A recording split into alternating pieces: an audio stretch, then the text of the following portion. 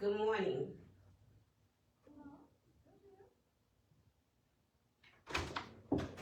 Good morning. Good morning, everyone. Good morning. I am Tangela Sears, founder, president, Florida Parents of Murdered Children. I haven't been here in a couple of months, going through depression, high blood pressure, just was not well, but I'm beginning to push again. Before I start, I want to ask Deborah to come on and give us an update on our station 30-year anniversary.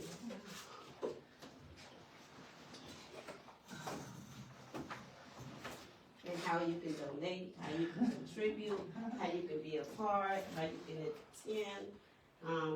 Deborah, could you give our listening audience that information? Absolutely. Well, welcome home. You know, we've been covering you in prayer through this season in your life. And of course, we just had a segment on Ladies' Day Live talking about the goodness of Jesus and how he made sure that he went to the cross for us and for all of us. And so absolutely welcome back. Of course, on behalf of Bishop Curry, we appreciate you, appreciate all the great work, and all of our guests in studio this morning. This is family. They're not guests. You're not guests. Y'all are family. Absolutely. And so we welcome you home. Welcome you home. Yes, WMBM on March 8th of 2025 celebrated our 30th year in broadcasting, and we continue this year to just thank God for what he's done as a station that puts Jesus Christ first. It is also the birthday of our founding president, general manager, and of course the pastor of Newburgh Baptist Church, Bishop Victor T. Curry, 65 years that we celebrated of his life, and he continues on to be our living, wonderful testimony. So we continue on in the celebration. It's going to be a year-long celebration, and you're part of it. You're here today, Tam, bringing it back to the forefront. On this Sunday at Newburgh Baptist Church, the church is celebrating WMBM's 30th anniversary, so you are able to join us in person at 2300 Northwest 135th Street, online, because we stream the broadcast live online here at WMBM and on all streaming platforms. Certainly you can give, text to give. We have Cash App, $, WMBM, AM 1490. Certainly online at WMBM.com. And certainly stop by the station. You know, we're inviting Tam, I'm going to talk more about this. We're inviting our community to come by your gospel station. We're right here in North Miami because we are the heartbeat of the community. And so you're welcome to come anytime, all the time. Doors are open 10 to 3 typically, but if you need to come at another time, let us know. So you can come by and see what's happening in your studio. We're streaming live today. This is Gospel Station, AM 1490 WMBM, God's station, a community station. So thank you for this opportunity to share as we go into this very, very important conversation with our good partners, of course. You'll introduce our guests in studio very shortly. So thank you. Thank you so much. Thank you so much. And for all of you all out there, visit, go online, donate, contribute, attend, come by the station, and take a tour of your station. Give them ideas. They're always open for ideas. I have guests in the studio this morning that I want them to give their own introduction. Everyone knows who they are. They're out here on the battleground with me. I've been out here for many years. And I want to first start with the president of NANA. So, good morning, Tam. Thank you, NWM, for inviting me here. Man, I'm so proud of you. I'm happy to be here. And so my name is Leroy Jones, and I'm the executive director of Neighbors and Neighbors Association. Everybody knows it by now. And I just want everybody to know that December will make 30 years that NANA has been in existence. So NANA is not just a fly-by-night, rinky-dink organization. Well, we've been here going on our 30th year this year, and we want to, on behalf of all the employees and the board members, we want to thank this community for always supporting us in our endeavors and our work. Thank you so much. We would not be who we are if it wasn't for the community supporting us. Thank you, Tam, for having me on the show. And I want to thank you and let you know that I'm super proud of you as well. I remember the beginning, right, when we was out here fighting in every meeting, Right. battling, Right. closing down meetings. Right, right. And I want to ask our next guest to introduce himself. Good morning, Tan, and good morning, Deborah. Good morning to WMBM family that's listening. Good to see Curry. Shout out to you. Happy birthday from your little bro. This is Minister Anthony Durden, CEO of Share Inc., which is Sharing Hope, Empowerment, and Reaction, and I'm also an executive member of the Circle of Brotherhood. Okay, I want to ask you to introduce yourself. Great morning. My name is Santonio Carter, co-founder of the King Carter Youth Foundation, also the father of 6-year-old King Carter, who lost his life due to gun violence February 20, 2016. Okay, I want to start with you, Leroy.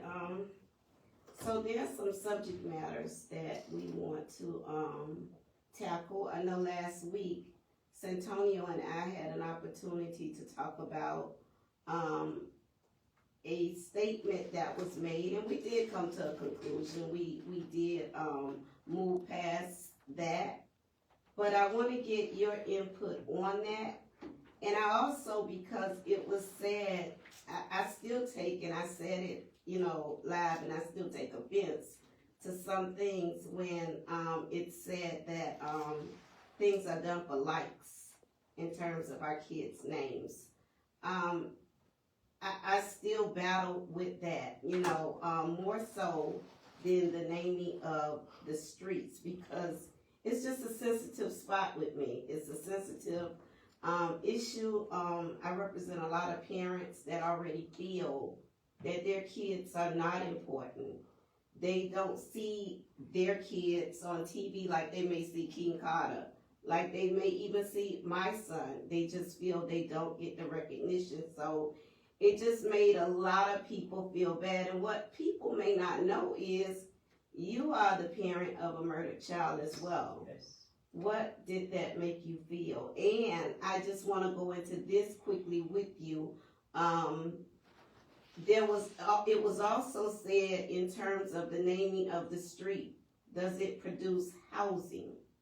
So tell us a little bit about the issue with housing and how it's being affected by the county and not by our kids' names. So, yes, me and my wife and our children lost one of their brothers, Trevin Reddick, 19 years old, for gun violence. And so everybody know I'm a big supporter of trying to eliminate and dealing with gun violence. And so I watched the show, and I don't know. So I always try to not to read into what someone may think or feel. However, I do feel, personally me, that it was a little sensitive, right? Certain things that was said, I wouldn't have said, but that's not me, right? Everybody have to be held accountable for their own actions. So whatever the actions of what the conversation was about, then that's something that person has to deal with, right? And so, me, myself, I do my very best to try to be conscious of the things I say, and I'm sure everybody can feel this from me, is that I'm very sensitive to everything as it relates to housing, as it relates to gun violence, especially although my son was 19, so he wasn't as young as King Carter was. That was still my son, and he was still a kid, right? I know we considered him as grown, being 19, but he was still a child, right? So it was still things that he wanted to do and should have been able to do with his life. He was a good child, right? And so because I'm not on social media, I don't see all the things everybody else see. So I'm not on social media, I'm not on Twitter, I'm not on Facebook, none of that. So a lot of the stuff that he said and going on, I'm not involved in it unless if someone shows it to me or I see it on TV. right? But here's what I do want to say as relates to the comments that I've been hearing and people been talking about as relates to naming the streets after children, how insensitive that can be to think that a child is not worthy to have their name on a street sign because they haven't been around long enough to contribute anything. That's the way I heard it. I don't know how anybody else took it. I don't know how it's being cleaned up, but that's the way I heard it. I supported every child name that you supported that have their name on a street sign, right? And although they was children, and of course they didn't make it to the age where they contribute like we can, they still loved by the children that they went to school with. They still loved by the people who they live around. They still love at the parks that they played in, right? They still loved by that community. So it has some value to it. Who to say how long a person have to live in order for them to be valuable? Who can determine that other than God, right? So I think we should do more of if we can. Not that we want to.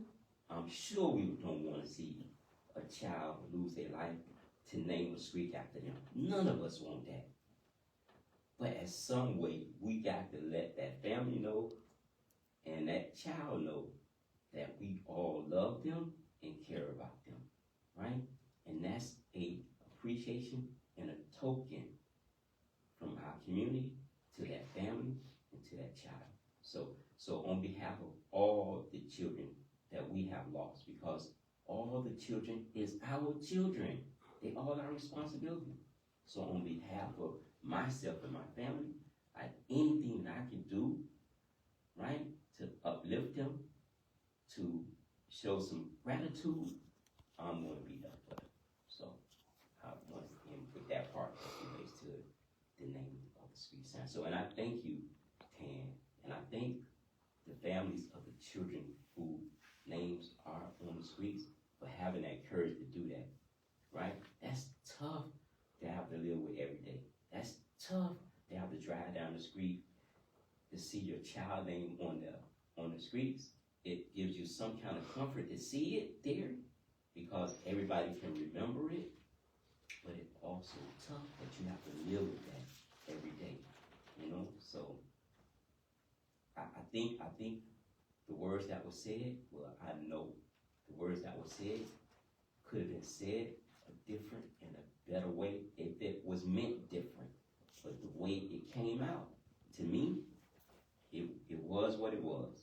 He said that he did not mean that, and one of the conclusions that we came to is maybe it just should not have been said in the same conversation with the naming of the streets. And I did invite the commissioner this morning, but he had court this morning, but he will be here at the station on a later date.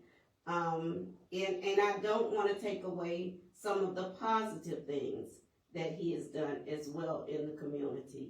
This statement ruffled me up, and it's going to be always something that ruffles us up when somebody says something that we don't understand, we misunderstand, or is taken out of content. We're going to always address those issues, but I do want to compliment him on some of the things that he have done. Now, tell us. But I want to say this, right? So I can't speak for anybody's feelings or anybody's thoughts, right? So that's his feelings and his thoughts. What he meant is his feelings and his thoughts. So I'm not downplaying it, right? I'm not accusing him of anything, right? Because the only person that can know how it really went off, how he meant to say it, was him, right? And so if he didn't mean it that way, then I feel the same way y'all feel. If that's not the way he meant it, you know. But It was said a lot of times, like, you know, can you apologize? Can you apologize? And I mean, at the end, he did apologize. Maybe he didn't feel it that way, meant it that way, but I don't know. So I'm not in his head. I can't accuse him of anything for what he feels because I don't know. I'm just speaking for me, okay? So tell us about the housing. I remember you all did a press conference about 2 weeks ago, and you said that there's housing, you're waiting Yes. for funding. You said that there are families that's in line. Where are these families now?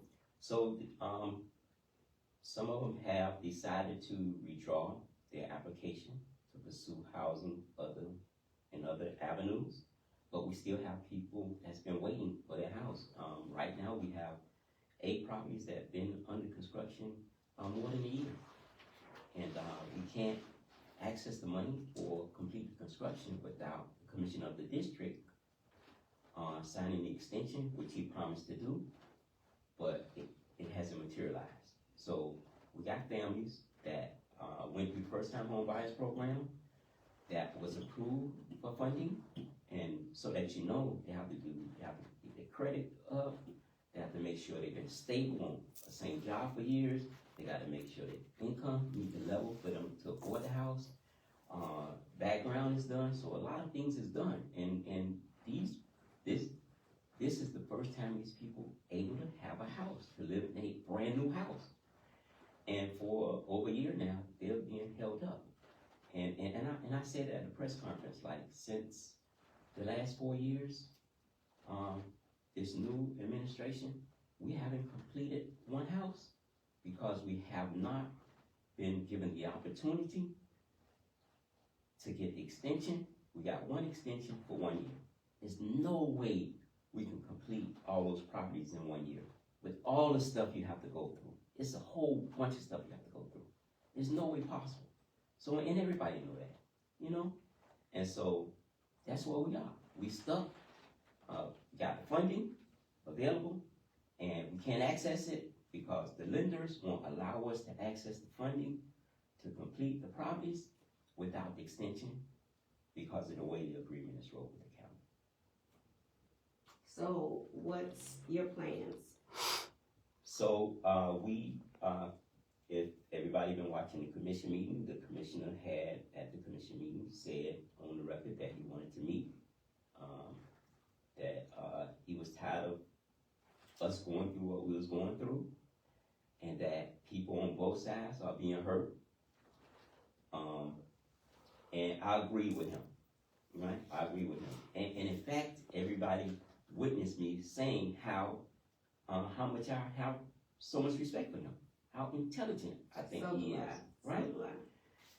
And so I'm not downplaying that, right? And I wouldn't say that if I didn't mean it, right?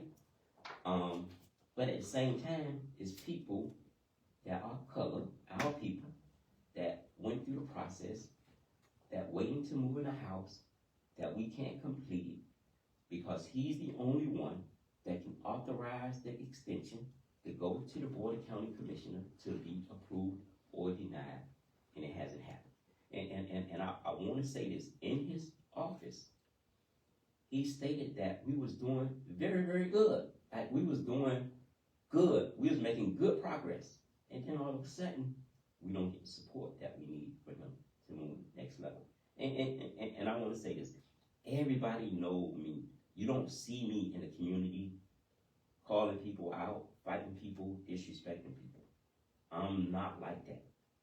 When I was very young, I used to be like that. But these last 20 years, I took a lot of abuse at that county commission meeting from him. Like, this dude said a lot of things that was not true and that was unfair that I would never have said about him because of the respect, one, I have for him and for his family. I would never do that, right? And so it don't give me great comfort to have to do a press conference to put that out there because I tried to meet with him after he said, let's meet. Went to his office. They said emailed him twice, called him. He He texted back and said he'll give me the date. Never got it. Texted him twice again, called him twice again, don't get no answer. So I did everything to avoid that I could. Nothing else I could have done to avoid it. Now, to protect myself in the organization, everybody needs to know that I don't bear all that responsibility. It's a shared responsibility. And why I say shared? Because I shouldn't have let it got that far. I should have been dealt with it, right? But being trusting words, what people say, and taking their word for it, I can't bear that because I trusted it. I took his word for it as a man, and all I ask, and all you can ask of anybody, to just be a man or a woman of their word. And so like me, I'm gonna do everything I can. When I say I'm gonna do something, I promise you, only death gonna stop me from doing it, or I don't have no other reason to do it. I'm not gonna give my word to somebody and not try my best. Now, it might take longer than what I think, but I'm never gonna forget about it, right? And so, that's all I ask. I don't wanna be, I'm not bashing nobody. I'm not bashing them, right? So I don't want people to take it the wrong way. I don't have nothing negative. I don't have no problem with nobody, him or nobody. If somebody got a problem with me, that's their, I don't have no problem with nobody, him or nobody else. You know, it just don't make me feel good that it's people, our people, waiting to move in a new house, that they went through everything, and it's being held up for politics, for nonsense, right? Because, like, I'm a man. I'm going to make my own decisions. Nobody going to make my decisions for me, right? So.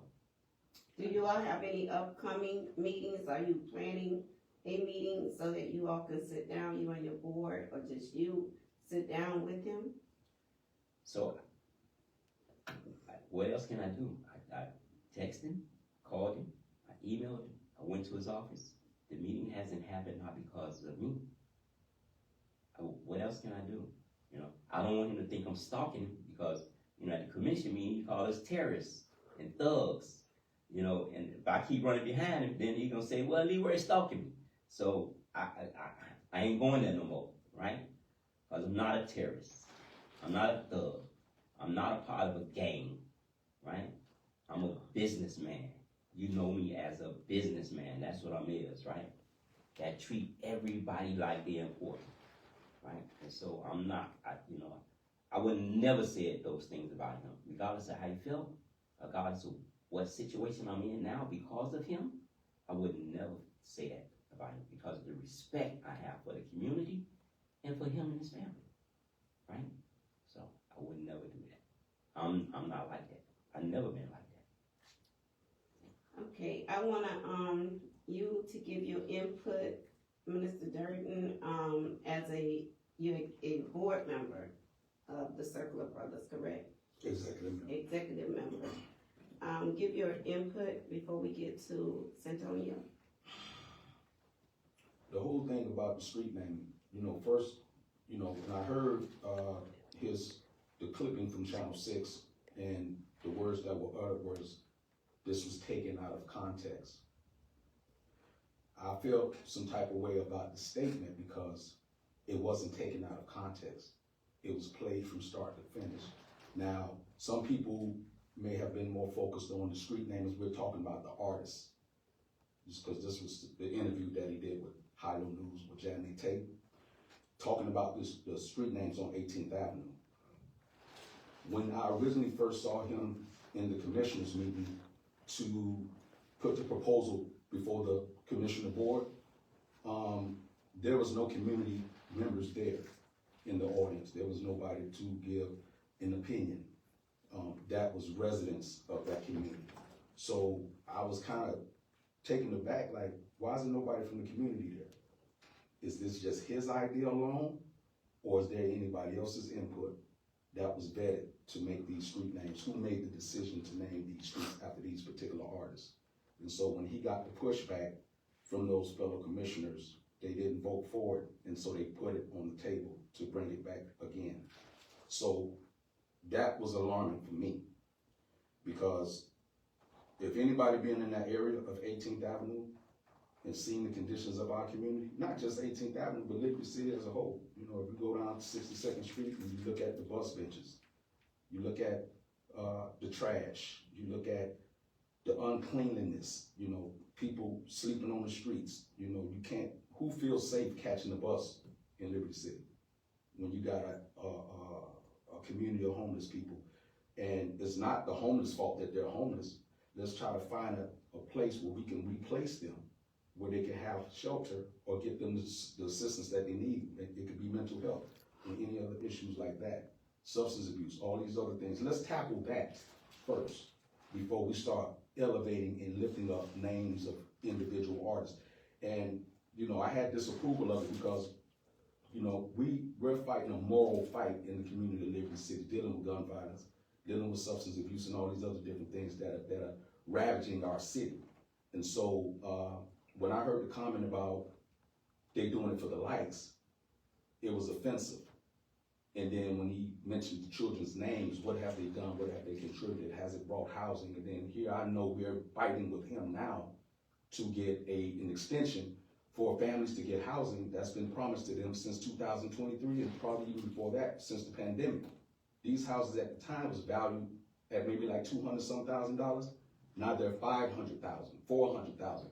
And these same families that qualify for affordable housing then may not be able to qualify for that price range.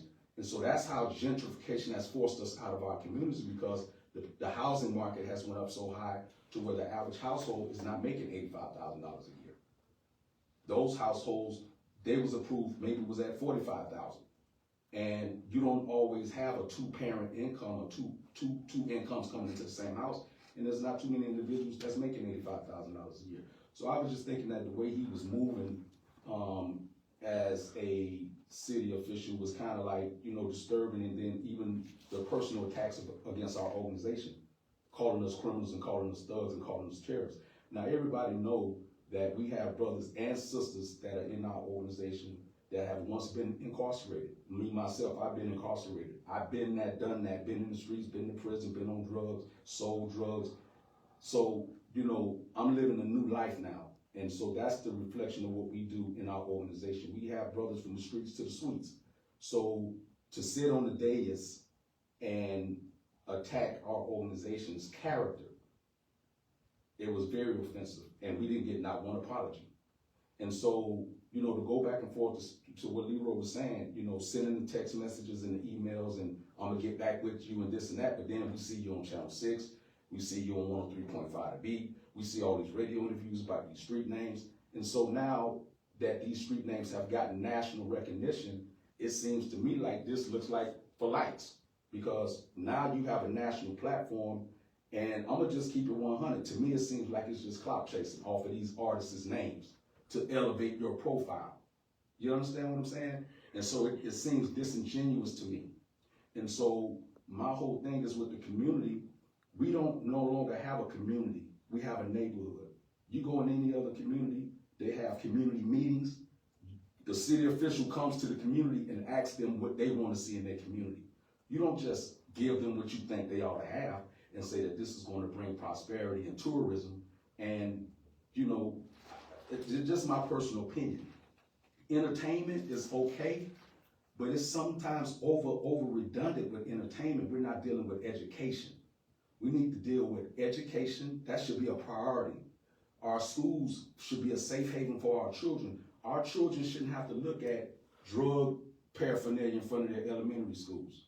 You know, it's not a good look when your picture is all plastered all over these signs and these bus benches. It's a reflection of bad leadership.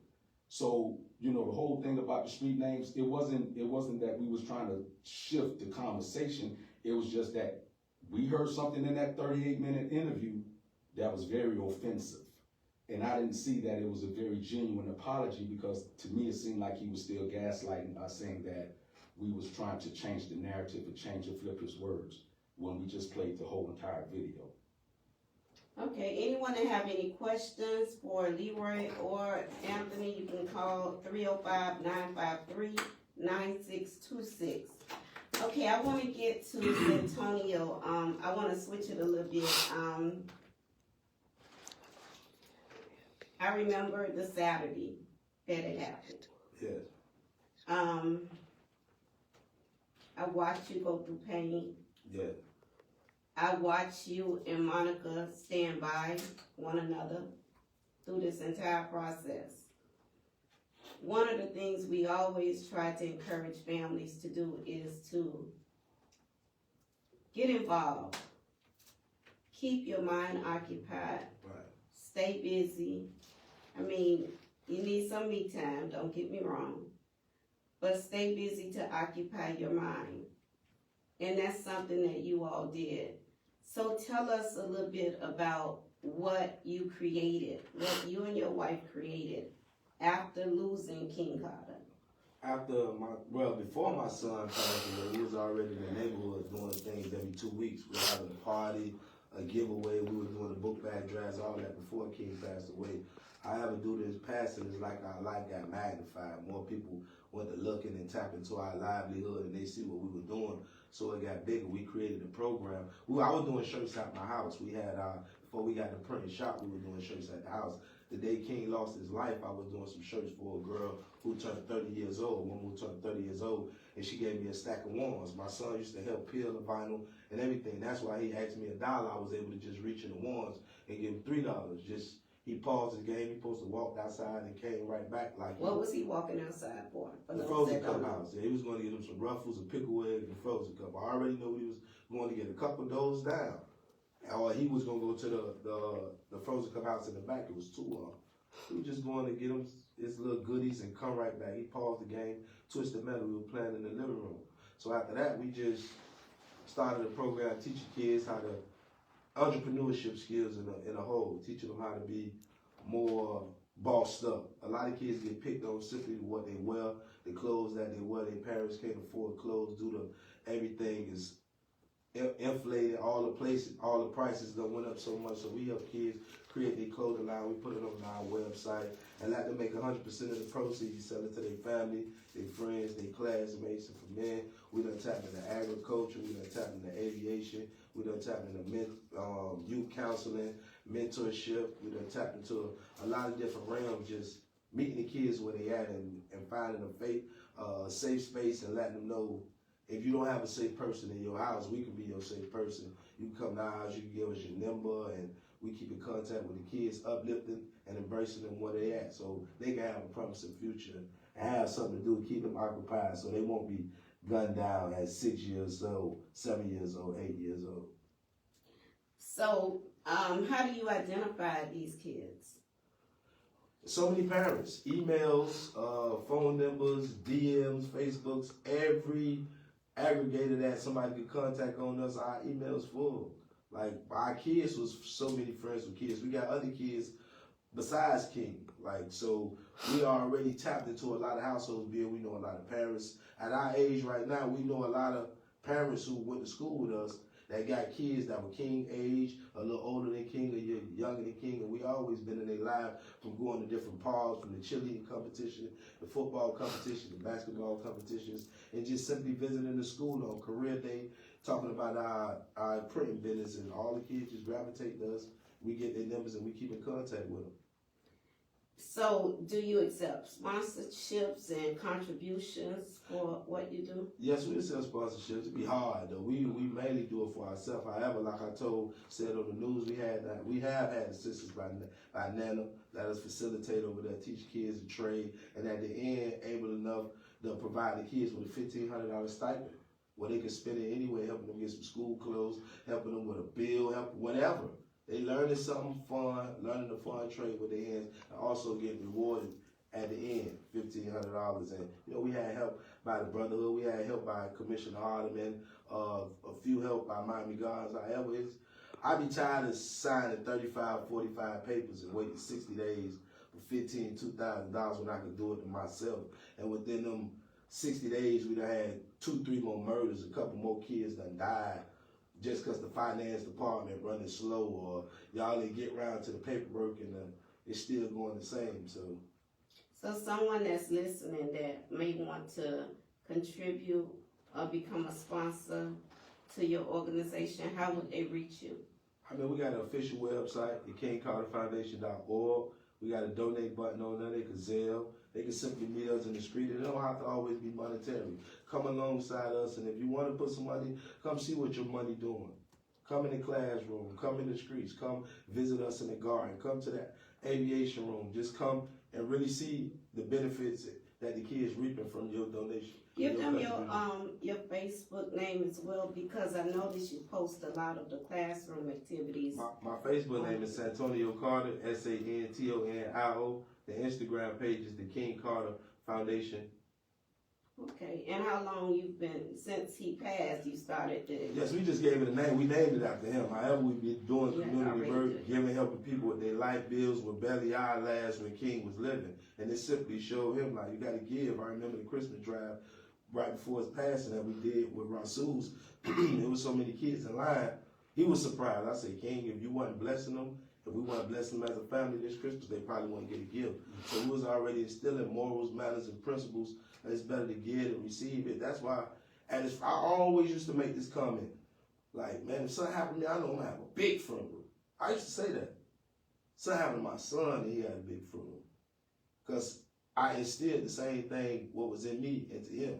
Like somebody on the bus, like certain things catch my eyes. I could be riding, you looking at the car with the rims. I'm looking at the dude on the suit on the bus stop, or the dude who got two kids riding a bike, one on the handlebars and one on the seat, and they eating their McDonald's. That's what catch my eye. So I'm always in it for that, the uplifting and embracing, not the financial or the materialistic things and the tangible things that could just perish. Like, nah, I'm in it for the real cause. And them comments that he made, I was mad. He sucked me that March 16th. It hit the air March 17th. I was too mad. Like, I could have lost my life that day. And then me and my wife almost got into it. Because she was like, no, he not saying it like that. I said, man. So she just was quiet and let me have my moment. And then when he went to explain to himself, he said exactly what she said.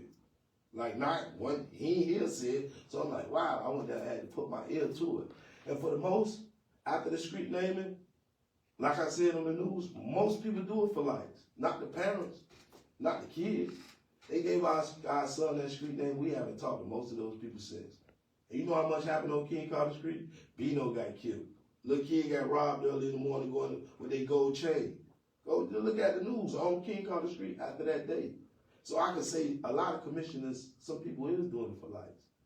So when they go run the mayor one day, they can think about, oh yeah, they did this for the King Carter family. We can rally up people. The only difference with that is the commissioners did not create that. Right. No, they didn't even come up with that thought. It was taken to them and they approved it. Right. And then when you mix it with the crime, that's not our job. Right. My job is to be there for the families that experience these things, walk them through with the advocates to make sure the detective and a prosecutor is maintaining contact with them, make sure they get funding from the Attorney General to be able to take care of their funeral and solicit support if there's a burial. It's really the commission job to be creative and come up with a plan to stop the crime. And there are ways that they can come up with plans, but they hardly deal with their law enforcement officers. The detectives are not able to speak out. So you have someone that may have not even worked in that division speaking for them, letting them know what their needs are before the commission. They refuse to get federal agents involved with the murder cases. Anybody that remember, you probably remember this. Leroy, you probably remember this. You my son age, so you probably was too young. But the crime bill, I'm not saying that we need the crime bill back. But we do need a portion of it, and that's agents from the federal government working with the homicide unit. Now, they have this paired up in robbery, but when you talk to most elected officials, they go and ask the police, and because the police don't really want that working relationship like they brag that they have, they say we're already working together. But there's not assigned agents because the federal government will be able to do things that our local police department cannot do. Not that they can't do the job, but they're restricted. The state restricts them. They may want a warrant. They may want to tap into a phone. They're not able to do that only because the judge may say, no, the federal government can go and look into everything without those approvals to get down to the bottom of a lot of this, and that will even protect some witnesses as well that's afraid to come forward. So I just think that the commissioners have a job to do, but they need to become more familiar with the homicide department. Some of them have never been a police, Yes. so they don't know. They need to invest in what the needs are of their homicide department. A lot of times I voice what their homicide departments need, because most of us that's been in this for years know that they can't always say what they need. They can't, it's sad, Right. but they can't tell their needs, or they get in trouble by superiors about that. But there needs to be a serious sit-down conversation, and just like the money that was put out here, that went to a lot of organizations, it did not help the violence in this community. Right. It didn't curb any of the crimes. You have to get serious and bring these detectives, provide them what their needs are, bring you some agents in that you can be able to do investigations from different areas, and you can use these agents as witnesses. Right. Because it was done under Judge Bronwyn Miller back in the late 90s. So Tammy, if I can say, I think first, before that take place, the community organizations that deal with gun violence need to be funded at the level that they should to deal with it. Because when they bring the outside people, they don't know the community, they don't know the people, I agree. people who live here. And I'm not saying No, some people need- so let me just say this to you. I'm talking about 2 or 3 agents, that's it. Okay. I'm not talking about taking away, because you need the organizations. Right, you To can't do be it able without- to deal, and those individuals have to meet with organizations and things, but I'm not saying bring a whole squad in. You bring 2 or 3 agents that's assigned, just like they have it in robbery.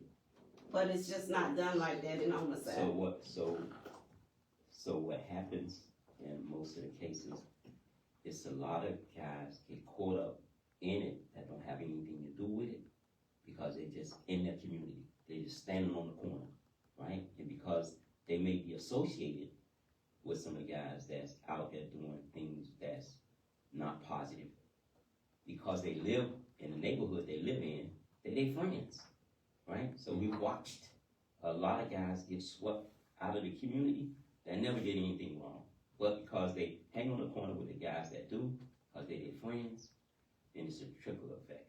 So I got to leave because I'm committed to something, but I want to say this before I leave. I'm available to meet with Commissioner Hardemon anytime he want to meet. I don't care where, if it's just me and him alone, if he want to bring a team, if he want to bring somebody else, whatever, because I want this to end, because it's not good for our community, what's taking place. He said it, and I said it, and I agree with it.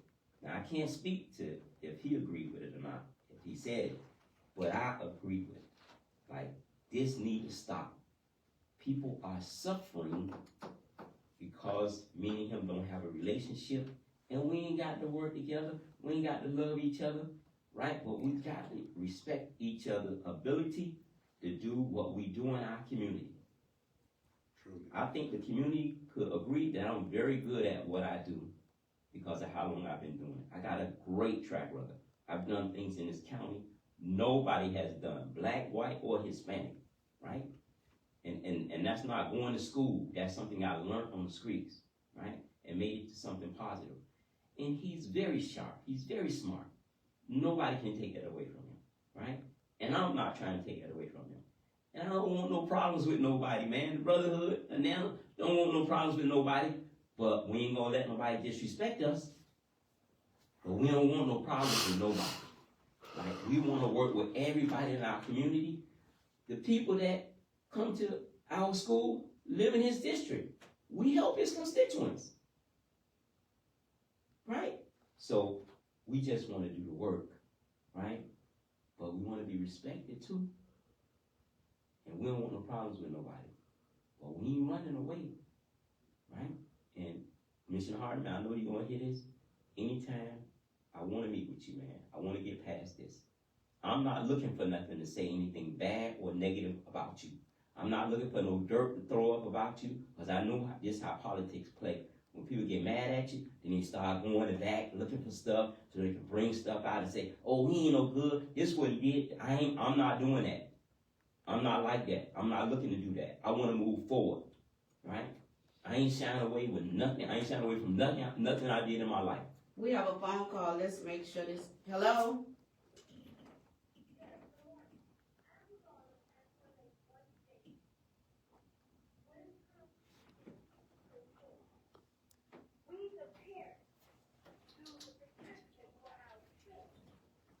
This boy. Tell I love, okay? I gotta go.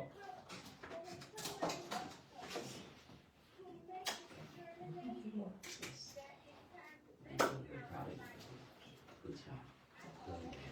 Sweet, okay? So, yes, sir. You know I love you, beautiful. You already know that.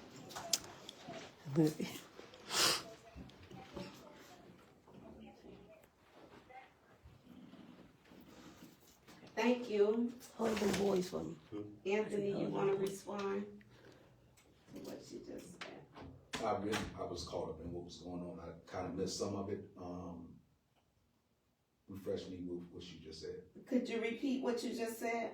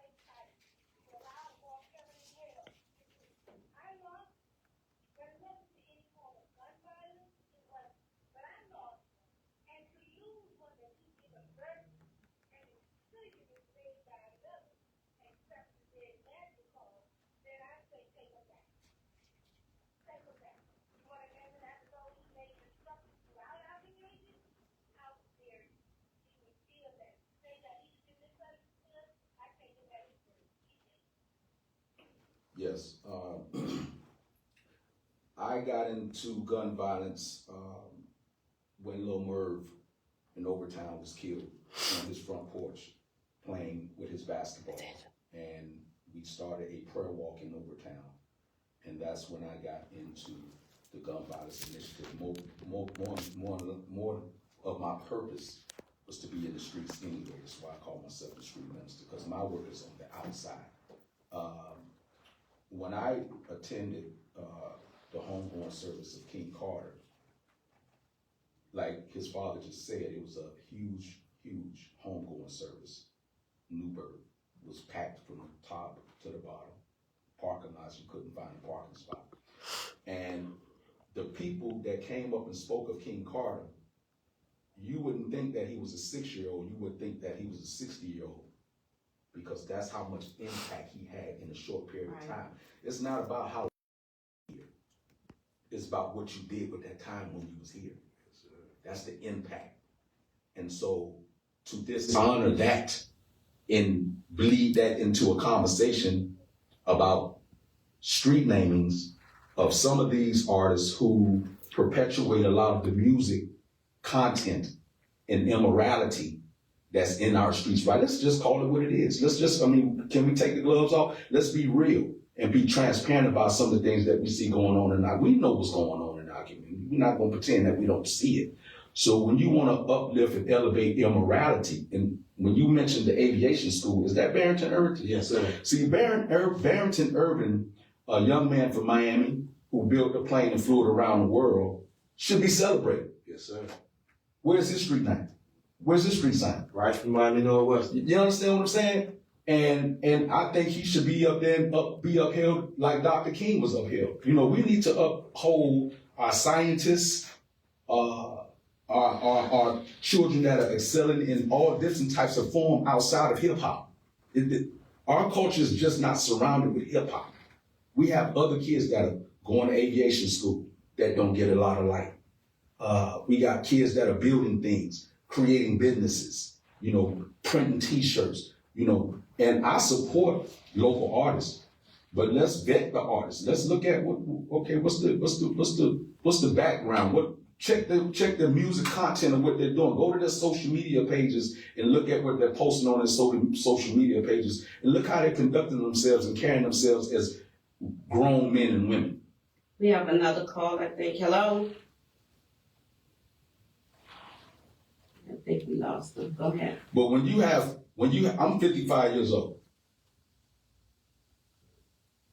I carry myself a certain way because I live a certain life. And I have a lot of people who watch what I do and see what I do. And I have accountability for what I do. If someone see me out there and I'm coming out the strip club, they're going to be looking sideways. Ain't that street minister coming out the strip club at 2 a.m?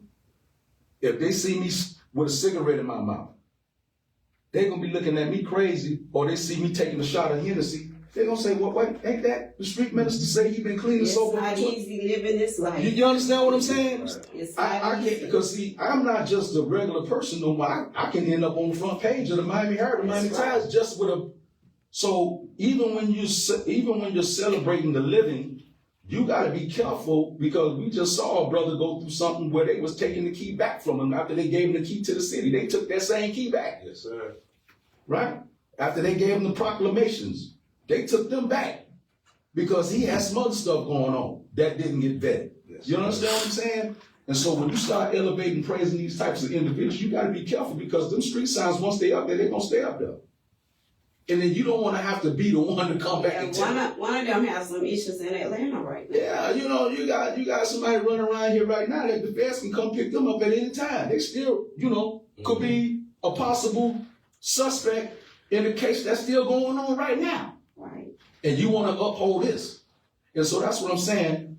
Who is at the table when these decisions are being made by politicians?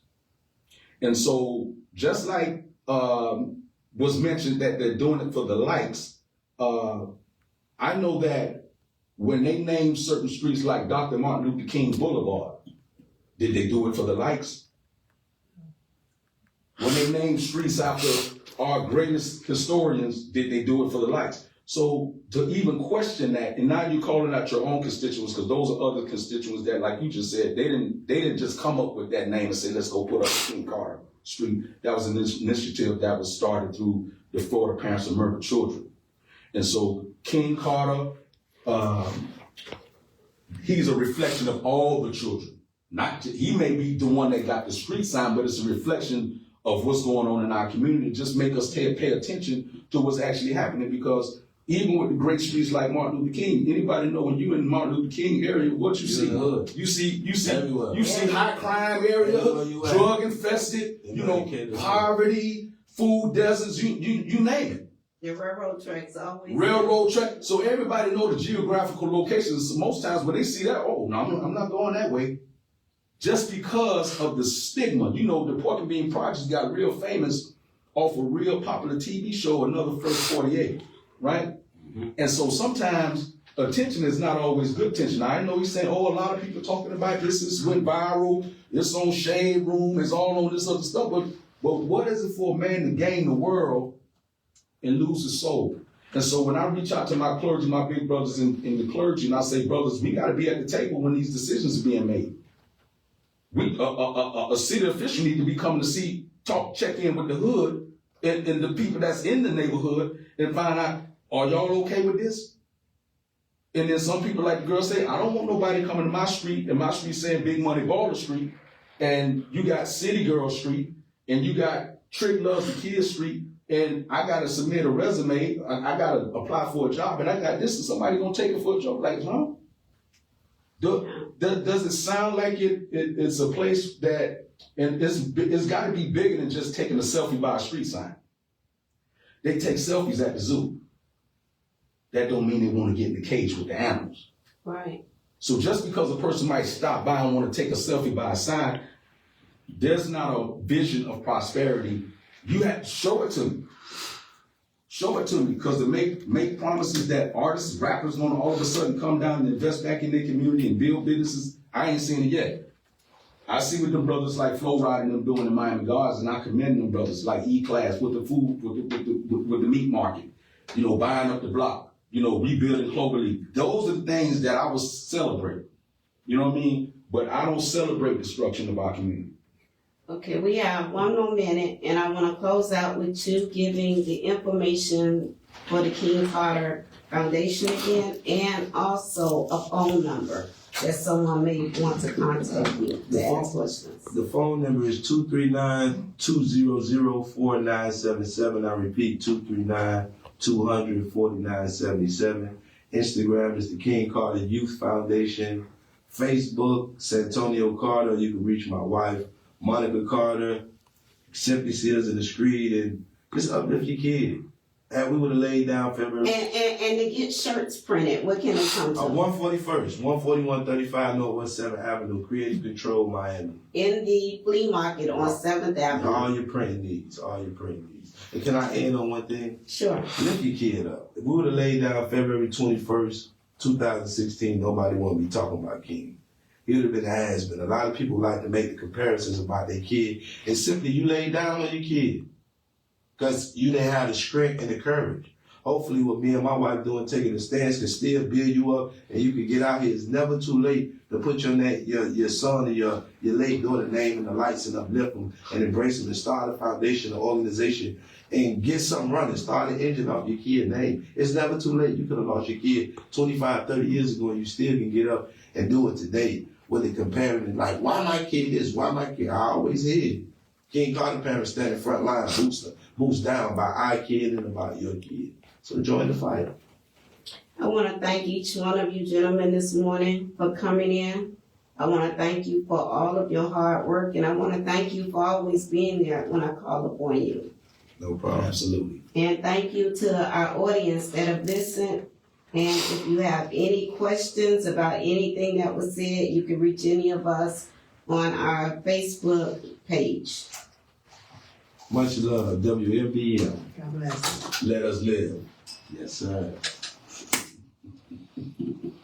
Our brother. I didn't know you guys was doing the aviation school. Yeah. Listen. Yeah, See, this, that's why this is important. but Because Barrington has been with us before over the years. So we're going to continue. That's why we're walking down memory lane for 30 that years. brother needs Yeah. his flowers. Yeah. Yes. That brother needs his flowers. Absolutely. Real talk, man. That's big, man. He get kids on. He get kids jobs now. Let me tell you something, man. What hurt me, when I goes to, I've done